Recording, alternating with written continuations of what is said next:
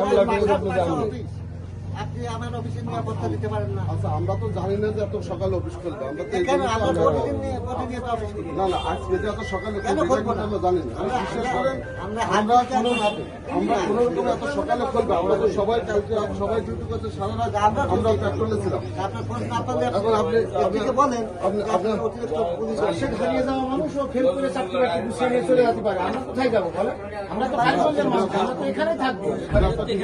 আপনি সবই দেখেছেন, রাশেদ আপনার থানার সামনে অফিস নিয়েছে, অফিস নিয়ে তার হয়তো চুক্তি বাতিল হয়ে গেছে, কালকে দুটো ব্যাগ গুছিয়ে নিয়ে চলে গেছে। আমরা কোথায় যাবো ভাই?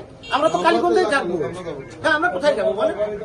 আমরা তো কালীগঞ্জেই থাকবো। আমাদের নিরাপত্তা তো আপনারা দেখেন।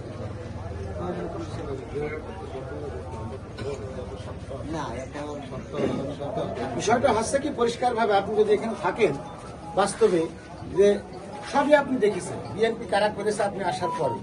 আমরা আন্দোলন করেছি, সংগ্রাম করেছি, আমরাই বিএনপি করেছি। ফিরোজ ভাইয়ের নেতৃত্বে কালীগঞ্জের বিএনপি ছিল ঐক্যবদ্ধ, কিন্তু এই দল এবং দলের প্রতীক বেচা কেনার সাথে আমাদের দলেরই কিছু একটা কুচক্রী মহল ষড়যন্ত্র করেছে। করে এই খুলনা বিভাগের বিএনপিটাই তারা শেষ করে দিয়েছে, চিনিদার বিএনপিটাও শেষ করে দিয়েছে। এখন আবার সব জায়গায় জামাতকে পাশ করিয়ে দিয়ে তারা বিএনপি কেন্দ্রীয়ভাবে সরকার গঠন করছে। তারা কালীগঞ্জের মানুষকে একটা জিম্মি করে, প্রভাব খাটিয়ে জিম্মি করে তারা চাঁদাবাজি করার সালিশ বিচার করে থাকছে। এই প্রক্রিয়ায় তারা যাচ্ছে চাচ্ছে, কিন্তু সেইটা কালীগঞ্জের মানুষ কখনোই মেনে নেবে না। কালীগঞ্জের মানুষ, আমরা অধিকাংশ মানুষ আমাদের পক্ষে মতামত দিয়েছে, আমরা তাদের সাথে থাকবোই। আমরা এখানে উড়ে আসিনি। আন্দোলন সংগ্রামের সময় আমরা ঢাকা খুলনায় বাসা নিয়ে, বউ সন্তান নিয়ে আমরা সুখী নিরাপদে ছিলাম। আমাদের মাটিতে আমরাই থাকি। কেউ যদি সেই চেষ্টা করতে চায় তারা ব্যর্থ হয়। আপনি যতদিন আসেন আমরা পরিষ্কার ভাবে আপনাকে জানিয়ে দিলাম।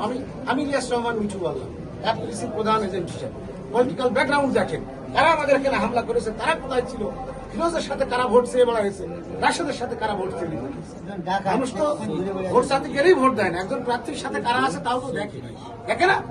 অবশ্যই আপনি ওসি হিসেবে দেখেন যে তার এবং তার সাথে মানুষগুলোর গ্রহণযোগ্যতা না থাকে, এত ভোট তো আর মানুষ তাকে দিইনি। আর তার সাথে যারা আছে তাদের নিশ্চয় গ্রহণযোগ্যতা নেই বলেই মানুষ তাদেরকে প্রত্যাখ্যান করেছে।